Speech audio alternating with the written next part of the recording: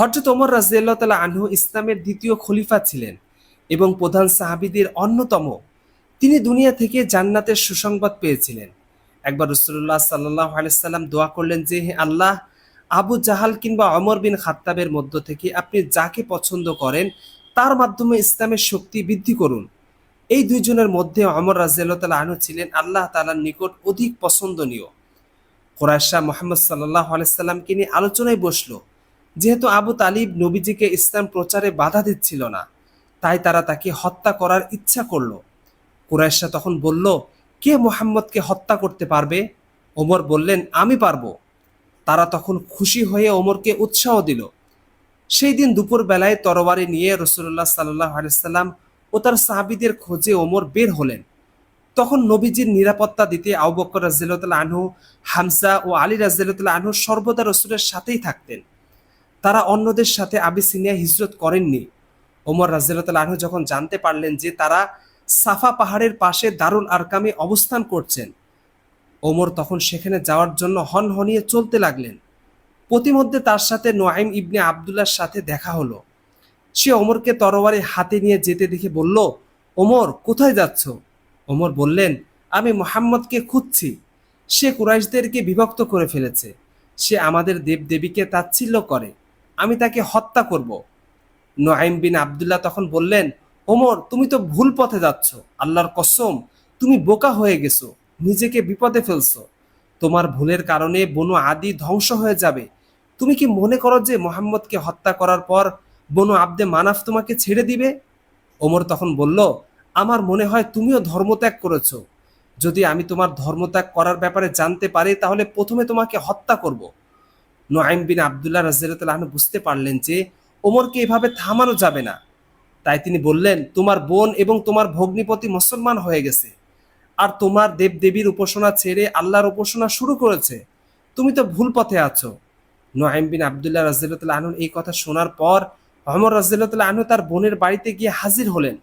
দরজায় করাঘাত করার পর ভেতর থেকে বলল, কে?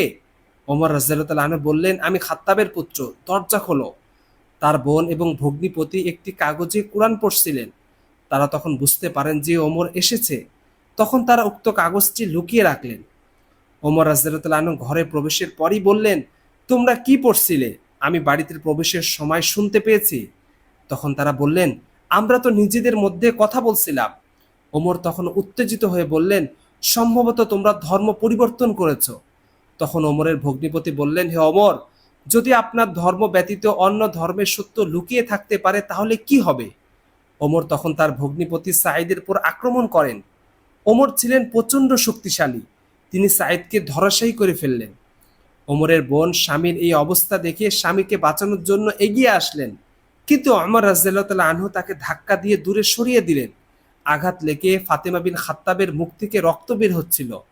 ফাতেমা তখন রেগে চিৎকার করে বললেন, হে আল্লাহর শত্রু, আমরা একমাত্র আল্লাহর উপর ঈমান এনেছি বলেই কি তুমি আমাদের উপর অত্যাচার করছো? ওমর বললেন, হ্যাঁ। ফাতেমা বললেন, তাহলে তোমার যা ইচ্ছা করো। আমি সাক্ষ্য দিতেছি যে আল্লাহ ছাড়া কোনো ইলাহ নেই, আর মুহাম্মদ সাল্লাল্লাহু আলাইহি সাল্লাম আল্লাহর রাসূল। ওমর রাদিয়াল্লাহু তাআলা আনহু এই কথা শুনে অনুতপ্ত হলেন। তিনি তার ভগ্নিপতিকে ছেড়ে দিলেন। তখন বললেন, তোমরা যে কাগজ থেকে পড়ছিলে তা আমাকে দেখাও। তার বোন বললেন, তুমি নাপাক। এই কিতাব শুধু পাক পবিত্র লোকই স্পর্শ করতে পারে। যাও, গোসল করে এসো। ওমর বিন খাত্তাব রাদিয়াল্লাহু তাআলা আনহু গিয়ে গোসল করে এলেন। তারপর বোনের হাত থেকে কাগজটি নিয়ে পড়তে লাগলেন, যার অর্থ, তহা, তোমাকে কষ্ট দেওয়ার জন্য আমি তোমার প্রতি কোরআন অবতীর্ণ করিনি, বরং যে ভয় করে তার জন্য উপদেশ স্বরূপ।